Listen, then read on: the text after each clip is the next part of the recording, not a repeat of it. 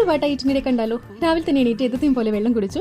അതിനുശേഷം തേങ്ങ ഇടാൻ വേണ്ടിയിട്ട് വിനോദേട്ടൻ വന്നിരുന്നു. അപ്പോൾ ഒരു കരിക്കും മസ്റ്റാണ്. ആ ഒരു കരിക്കും വെള്ളം കുടിച്ചു. അതിനുശേഷം ഞാൻ ഉണ്ടാക്കിയ ഉപ്പുമാവാണ് ഗൈസ്. ഉപ്പുമാവും പഴവും ഇളനീരും എല്ലാം കൂടെ കൂട്ടി നല്ല സമൃദ്ധിയായിട്ട് കഴിച്ചു. സാധാരണ ഞാൻ മുട്ട കഴിക്കാറുള്ള രാവിലെ കുറച്ച് ഹെവി ആക്കണ്ടെന്ന് വിചാരിച്ച് അതങ്ങ് ഒഴിവാക്കി. പിന്നെ ഞാൻ ഡ്രസ്സൊക്കെ ചേഞ്ച് ചെയ്ത് എനിക്ക് കുറച്ച് പണി ഉണ്ടായിരുന്നു. അപ്പോൾ പണിക്ക് വേണ്ടി ഡ്രസ്സൊക്കെ ചേഞ്ച് ചെയ്ത് വന്നപ്പോഴേക്കും അമ്മ നല്ല ചക്കപ്പുഴുക്കും നല്ല ചിക്കൻ കറിയും ഗൈസ് അടിപൊളിയായിരുന്നു.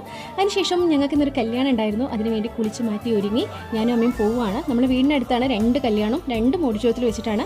അങ്ങനെ ഞങ്ങൾ ആദ്യം നമ്മളുടെ ഫസ്റ്റ് കല്യാണത്തിലെത്തി. അവിടെ നല്ല അടിപൊളി സദ്യയായിരുന്നു.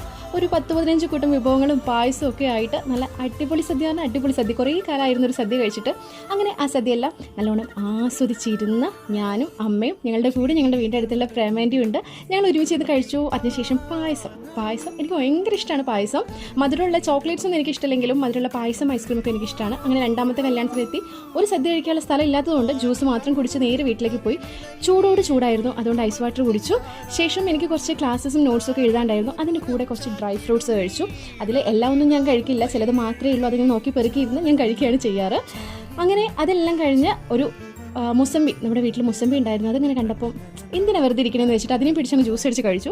വൈകിട്ടായപ്പം ചായ കുടിച്ചു. ചായ ഞാനും അമ്മയും കൂടെ കുടിച്ചു. ശേഷം പനീർ ഇരിക്കുന്നുണ്ടായിരുന്നു. അപ്പോൾ ഞാനൊരു പനീർ കറിയും ചപ്പാത്തിയൊക്കെ ഉണ്ടാക്കി. രാവിലത്തെ നമ്മുടെ മുട്ട ഉണ്ടായിരുന്നു, അതൊക്കെ കൂടെ മിക്സ് ചെയ്തൊരു കറി ഉണ്ടാക്കി.